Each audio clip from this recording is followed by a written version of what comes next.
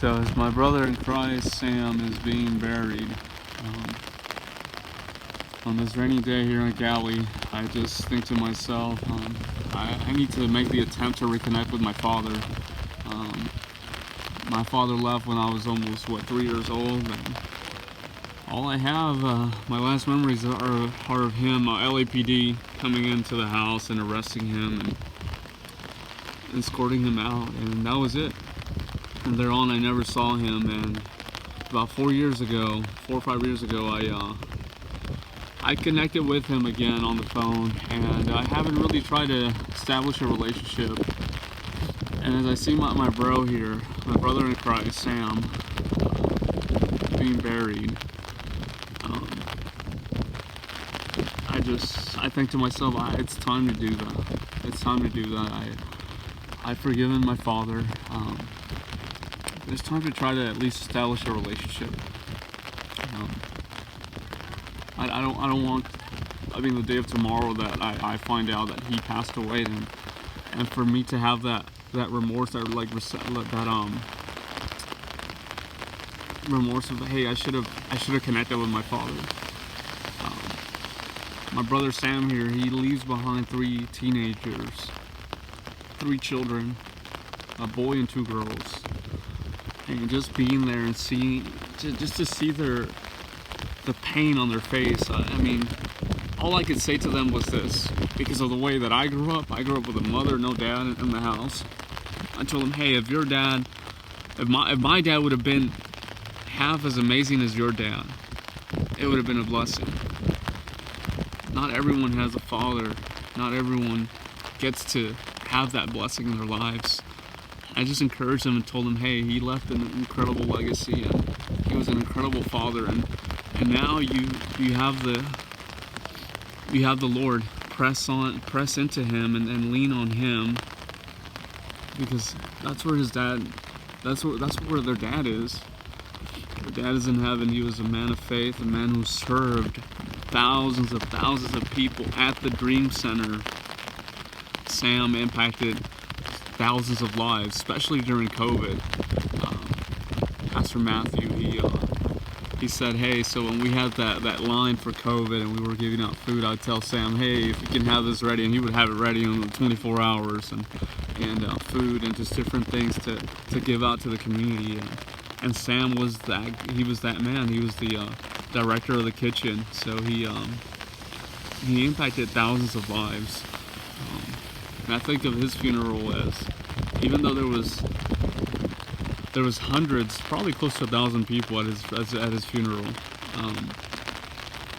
Close to 1,000. I want to say about 300 people, 400. He impacted thousands of lives, and it's something that I believe we won't get to see that until we're in heaven, right? And until those lives, those other lives get to heaven as well, that I believe is going to be something like this for Sam. It's going to be like, hey, that day you woke up at 4 a.m. and you got those 1,000, 5,000 bags of food ready, and or those meals because they wake up super early at the Dream Center. If you're in the kitchen, you wake up super early, like at 3 or 4 a.m. So I believe his welcoming into heaven is going to be something like that. Sam will be welcomed by people, and will be greeted by people, right? Whose faces he's never even seen, right? Because Dream Center, we feed people that are homeless, and the staff and the interns that come from all over the country, students also. He truly had an impact, and I will miss him very, very much. It's sad to see him go away only at 41 years old, and his 3 teenage children who are left behind now.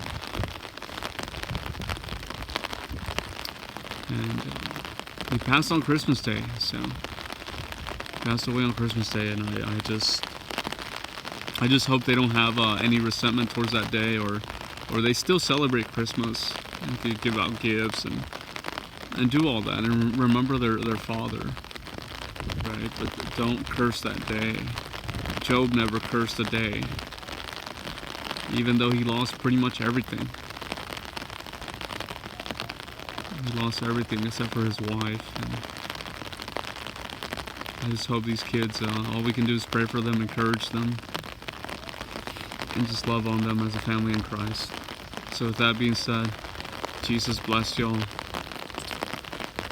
And that casket that you see over there, where my brother Sam is, I just forgive. There's someone you need to forgive today, family member, friends, especially family members are the ones that we can get hurt by the most. Just forgive. Let them know, hey, just send them a text and just reach out. Reach out, hey, just praying for you, just thinking of you. You don't even have to say I forgive you. No, just reach out. Reach out like nothing ever happened. Actually, that's the way that I reconnected with my dad on the phone. I reached out to him like nothing ever happened. I said, hey Dad, how's it going? It's been a long time, I haven't talked to you. Which, quite frankly, I was only 2.5 years old. I've never really had a conversation with him. That was my first conversation at the age of, 25, I want to say, 26. And we talked for over an hour. And I never said, well, hey, you abandoned me, you left us, you beat my mother, no, none of that. I did what Jesus did, because that's what the Lord showed me to do. Forgive your dad as if nothing ever happened, because I gave you that father. And he did, the Lord did give me that father, and I am grateful that I had him for that short amount of time that I did, and now I can try to reconnect with him. But he gave me a strong mother, and that mold and shaped my character. And yes. So forgive that person, friend, relative, family member. Just forgive. Don't let another day go by, and just at least try to reconnect that relationship. And if not, just say hi. Just let them know, hey, I'm praying for you. Just want to say I love you, or just forgive. That's all. Jesus bless you.